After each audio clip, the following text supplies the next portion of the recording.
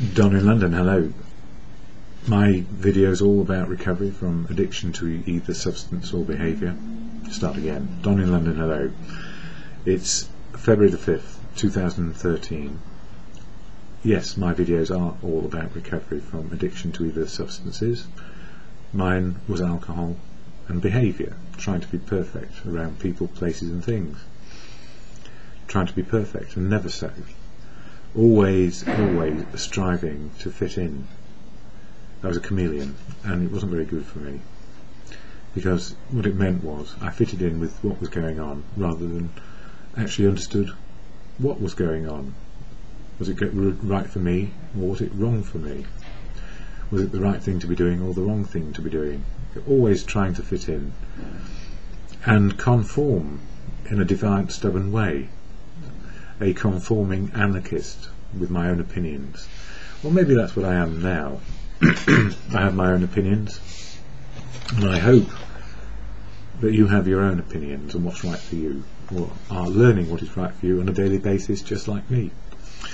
So what helped me get to a place of sobriety? Well, professional help, followed by a suggestion from the professionals to try out a fellowship called Alcoholics Anonymous. Alcoholics Anonymous, I don't speak for it, don't want to, because it's full of unique, authentic people like you if you're in it, or if you're thinking about it, it's there to provide you with a path to find out what is right for you. You retain all your opinions and outlooks and beliefs, and that's right if they work.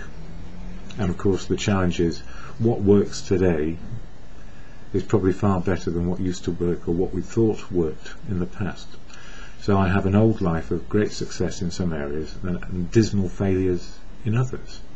Just like all life, it's not all success, although we often learn most from our mistakes if we survive them. And the one about addiction is a fatal malady, because we don't know we've got it until it's too late, and then when it's too late we try stubbornly to resolve our issues with self-will. And as I found, self-will will run out, because we cannot sustain something which we cannot stop doing and change it on our own in this respect when it comes to addiction. I don't know about the rest of life, I'm changing that all the time. So why go to AA? This is the AA preamble which I'm going to read from this little AA book, and it goes like this, and it explains what to expect when you get to a meeting, which is pretty much as it is. Alcoholics Anonymous is a fellowship of men and women who share their experience, strength and hope with each other, that they may solve their common problem and help others to recover from alcoholism. The only requirement for membership is a desire to stop drinking. That's it. There are no dues or fees for AA membership. We are self-supporting through our own contributions. And this is important. These are the things you can do. These are the things that AA doesn't do. AA is not allied with any sect, denomination, politics, organisation or institution. Does not wish to engage in any controversy, neither endorses nor opposes any causes. But those are the things you do on a daily basis. You may be allied to a particular outlook, sect, a denomination of religion. You may have a political persuasion. You may belong to organisation and institutions, and you may engage in controversy. Excuse me. You may engage in controversy every single day of your life, and you might endorse or oppose many causes. So you choose what you want to do, but fellowship is not interested in that as a general rule, although we hear all about it from you and me. Our primary purpose is to stay sober and help other alcoholics to achieve sobriety so the rest of life can work. So if we get to a place of sobriety, life can work again, and that's the marvel. I didn't believe it when I first went. I thought, a bunch of hippies or something, all this idea about emotional and spiritual well-being, but I had no clue what my real feelings were. And spiritual is living in the moment. And everything is spiritual, be it good, bad or ugly. It just depends if we're having a good emotional and spiritual experience, a bad emotional and spiritual experience, or an ugly emotional and spiritual experience, or all of them at the same time around other issues. So what do we do when we get into a place of confusion? We go back to our saviour, our best friend, possibly, or we move forwards and say, well, actually it's better to live life realistically and in reality and try and cope with it. And if we can't cope with it, ask for help. So within AA, anonymity provides sanctuary to be yourself and find out who you are today. So that's the sanctuary bit for me. And then the spiritual bit is living to the truth of me in the moment and the world in the moment, trying to understand it, comprehend it, and see where I go from there. And I write a few notes each day about this. And I haven't been able to do the videos for a couple of days because my head was fried. And when I say fried, I went and revisited a bit of my past and my old insanity, which was very attractive because it was around something I used to do, and I used to do it reasonably well. But it's not good for me, and it pulled up all sorts of old time experiences, made me sleepless and gave me nightmares. So there is a bit of post-traumatic stress disorder there, which I don't like to admit to because I'm stubborn. But if I don't tell you about it, you may not see it in yourself, or you may not see it in the people around you who are asking for help and desperate. So as we are recovering, or in recovery, one day at a time, when people ask for help, if we can positively help them, why not? Why not help? If you have the resources, the emotional and spiritual resources to help them, feeling right in the moment of now to make maybe a positive suggestion. And that's what fellowship is all about. It's about how to love, how to be loved back unconditionally, and find useful endeavours in the world which suit you and fit in with reality as it is. Not to undermine reality, but to understand how reality is currently working and be a part of it. So my notes for today, and I don't know what it was. Last night I was thinking, do I want to be right or do I want to be happy? That's one of the things that people ask themselves in recovery. So February the 5th, today, do I want to be right or happy one day at a time? So contingent on my emotional and spiritual condition, which is simply knowing my feelings in the moment of now, feelings fitting with what is going on right now, and being able to cope. Do I want to be right or do I want to be happy? And if I am right in my head, right in my conclusions, if I'm right in everything, why won't I be happy, or why will I be happy? I know I can be very unhappy being right. So just because I know the answers, and if I tell you the answers, you could be very unhappy with me, and then I become unhappy. So sometimes there is no actual payoff in being right. You might wonder about that. Well, it is obvious, I'm right. Often we feel right, or often we might feel the world is going to hell in a handbasket, and we know what needs to be done, striving for world peace and trying to make the world safe for everybody. Well, wouldn't we all like to be able to do that? I could drive myself mad trying to put right the wrongs of the past generations and the many people I know in positions of power, and take far more than they produce. They take more than they produce one day at a time. So for example, if someone is paid 500 times more than the average worker in their company, are they actually making a contribution which is 500 times more than the average person? Well, the answer is simply no. Because only one person can occupy the head position, and many thousands have to work under their direction. But their direction is not worth 500 times more, because there are plenty of other people who can do that. And although you hear all around you, well, these are specialists and they know what they're talking about. Actually, the only reason why they are the specialists is because they won't give up those positions and they hold on to them and they don't have a right to them. And we are foolish enough to believe the mythology of specialisms and righteous knowledge. But I can't change that. I can't change that, so I let it go. Most of the time. If I spent my time trying to change the world and its attitudes, there is no happiness because I am powerless over what other people do and how they think and feel about life and their part in it. And I got caught in that trap because I was paid a really good amount of money for some things I did. And yes, there wasn't anybody else there to do it at the time.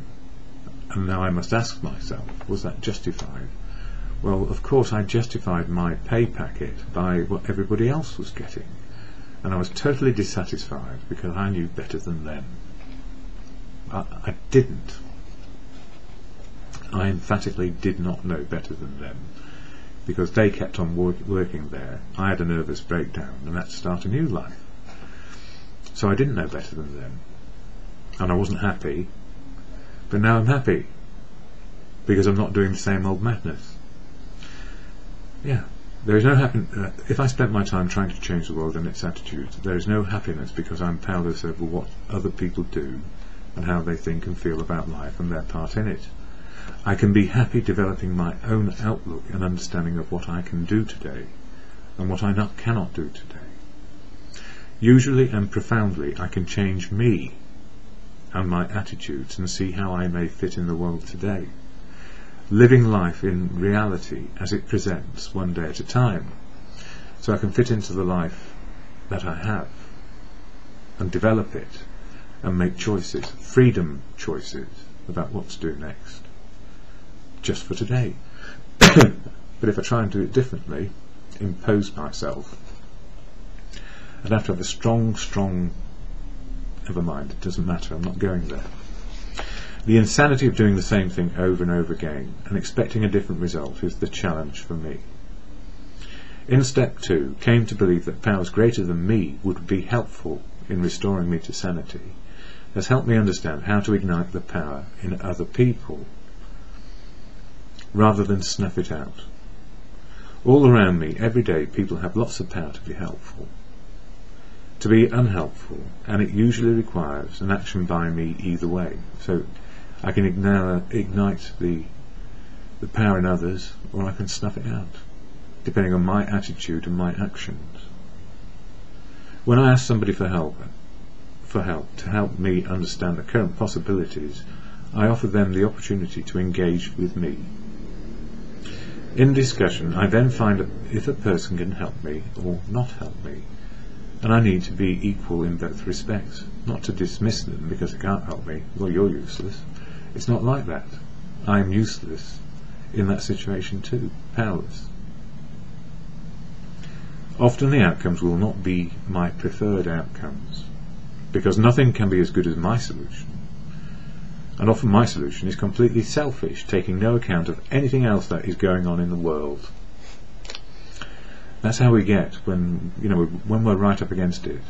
Why is it not my way? Simply because it won't be. Or it might be for a few seconds, and then you've exerted your will on the world, and it's accepted it for a second or two, and then it turns on you. Within fellowship we have a pledge. I'm responsible when anyone anywhere reaches out for help. I want the hand of AA to be there, and for that I'm responsible. So I have rights and I have responsibilities. That does not mean I have the right to have things my way. I have the right to ask to be included and find a compatible way to live and fit in the world as it is. So it's about moving with the world, having the freedom to make choices as you go along. We all have legal rights, and because people trample on legal rights all the time, we have to find a good way to engage with our fellows on the planet. And when I talk about our fellows in this respect, I mean everybody on the planet, and be equal with them, even if they are not equal with us. It is far better and happier to be even-handed and equal with people, rather than tell them that I have a legal right and a legal set of principles backing up why you should do what you should do. So in other words, you still have to negotiate. You don't have to negotiate. You can tell them if you want to, but I guarantee you will disempower them. You will snuff them out. Yeah. As soon as I expect me to be a special case, more important than anybody else because of a legal right, I am already on the path, which is a head full of resentment. And this is where I have to snuff my resentments out, which are expectations which are unrealistic. So just because I expect something to happen, you know, the irony is these days, if you think about it, compared to the olden days, most things work reasonably well if we apply ourselves and follow the procedures that are necessary. Just because I know my rights, it does not mean I will get a perfect solution from the world on any given day. Most likely it won't be perfect because it's meant to be progress. Nobody's perfect. Happiness resides in fair dealing and integrity. That's my approach, which is about fair dealing and integrity. Now, I don't expect the rest of the world even to be thinking in terms of fair dealing and integrity, because maybe it's never occurred to them, because that's the way the world is. So, and being realistic about what I can do and cannot do, and especially by asking what other people can do and cannot do in the moment of now. So life is not in a vacuum. My life, my expectations will kill me, because the resentments will take me back to thinking it ought to be my way, and nothing is that certain ever. Now, anything for a quiet life? Question mark. In the old days, saying yes used to be far easier than it is today. If I involved myself and made good on your desires and your needs, whether it was work, romance, finance, whatever it might be, then would you like me? Well, not bloody likely. You just keep on using me. Your life will be quiet, content and peaceful. My inner life, probably full of disturbance and resentment and noise. Because I used to do things so that people would like me, love me, not realising I had no clue who I was. So today I just learn a little bit more about who I am on a daily basis and work on yes and no. There is no such thing as a quiet life. There is such a thing as peace and serenity in the moment of now. Peace and serenity is achieved but not maintained all the time, as I have just experienced 2 or 3 days of sleeplessness and silliness by my own actions about me. Being right or happy. Being right and knowing the truth will lead to happiness. We just have to rearrange our outlook, attitudes and behaviour. Equality and equal rights, they don't just happen. We need to recognise what is good for us, what we can do and what we cannot do, and keep on learning that wisdom as described in the Serenity Prayer, which for me, and this is where we have common ground in fellowship and many beliefs. So the common ground is a desire to be sober, and then follow your heart and your head.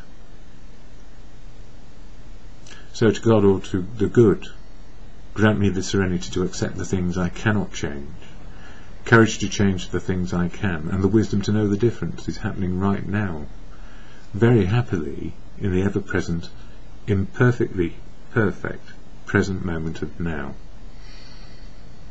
This is where it happens. This is, if there is God working through people, it's happening now. It's not happening yesterday or next week. It's happening now. This is where it all happens. Reality. There will be serenity in saying no. So sometimes we do have to say no. And there will be serenity in saying yes. That we will not know. That sometimes we will not know the wisdom until we are saying yes or no. And I was a bit slow last week when asked into an attractive scenario of being included in a project which is super duper project without a doubt, but I can't do it because it will kick off all the old stuff inside me, and it did, and I was disturbed over the weekend, which is why these videos are coming up in a 3-pack instead of 1 a day. and this is going to happen again sometime, it's a timely reminder that I'm a human being and my head can go backwards. It's so attractive to be able to do something which we used to do and then find it bites us in the bum because we ought not do it anymore. You know, PTSD, the can do and cannot do, going back to the old life in some respects, whether it's work, romance, finance, whatever it is, unless we really understand where we are and what we can cope with, will undo us. And that serenity prayer, can do, can't do, wisdom to know the difference. It tells me straight away, and I don't know what it is. It would be like taking a drink in a way, because it's so seductive to be asked, as well as no, somehow, hang on a minute, am I right doing this? And especially if you like somebody a lot, helping them is very appealing. Still doesn't make it right for me, and it taught me a lesson in humility. They didn't do anything wrong. I forgot what it used to mean to do certain things. So there will be serenity in saying no, with respect and equality. There will be serenity in saying yes, because we'd love to, and it's new, and it's not going to undermine sobriety, recovery. There's so many things we can just about do anything once we are in recovery. This is the whole reason for being in fellowship for me. Sanctuary, to find out who I am on a daily basis, and then share a message of experience, strength and hope, and pursue things which I like to do. And one of those is photography, and one is to keep on sharing a message. So we get to understand what we can and cannot do on a daily basis, and sometimes we don't know we can't do it until the old things are triggered in the head, and then we ask for help. And I was very lucky because my bestest friend happened to pop in on Saturday morning. She said, "What are you doing?" So it taught me a lesson in humility. And when I actually had to say no to the person, they were tremendous, because they said, "I see and understand, and it takes guts to actually admit you've got these issues." And I felt right, because this person was caring for me. They weren't saying, like, "You're useless, and why did you even look at it?" They're saying, "Thank you." And it takes guts to admit there are things we can't do. And that vulnerability will save my life one day at a time. The vulnerability is knowing the can do and the cannot do, and asking for help if I'm not sure. You know what, we don't want to let anybody down, because we love people generally, but if we let ourselves down by over compensating or saying yes to things we ought to say no to, we are on the wrong path. And sometimes it's very awkward because people don't have the same outlook. But I was lucky in this case, because the friend is a friend. It was never about the project, and that leaves me feeling humble and not awkward, just for today.